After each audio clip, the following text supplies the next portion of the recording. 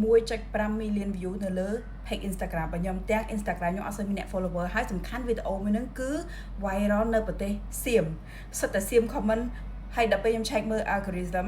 មានជាង 50% ហីតែដែលអ្នកដែល view វីដេអូហ្នឹងជា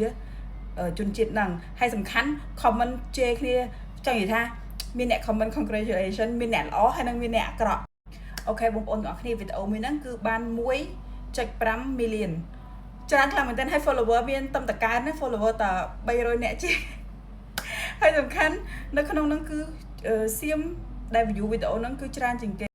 នេះយើងមើលទៅThailand ហ្នឹងឡើង 58% ក្រៅពីហ្នឹងគឺរីរងឬខ្មែរយើងតែ 4% ទេអ្វីដែលសំខាន់សិតតែពួកសៀម comment ហើយមានអ្នកល្អមានអ្នក congratulation ហើយមានអ្នក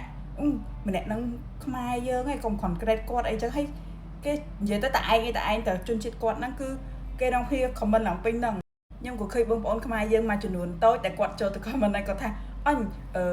ពួកសៀមហ្នឹងក៏និយាយប្រុសម៉េះហើយ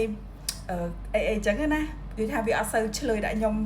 លើកទី1ដែលពួកសៀមហ្នឹងវាអត់សូវឆ្លើយដាក់ខ្ញុំហើយវីដេអូមួយហ្នឹងគឺ viral នៅប្រទេសហ្នឹងអញ្ចឹងបងប្អូនទាំងអស់គ្នាកុំភ្លេចទៅជួយ follow ខ្ញុំនៅក្នុង IG ម្នាក់ផងកុំឲ្យអត់មានខ្មែរយើងសោះសិតតែប្រទេសគេអញ្ចឹងណាហើយបងប្អូនមួយចំនួនក៏គាត់ comment នៅលើវីដេអូហ្នឹងដែរថាហាក់មិនបាន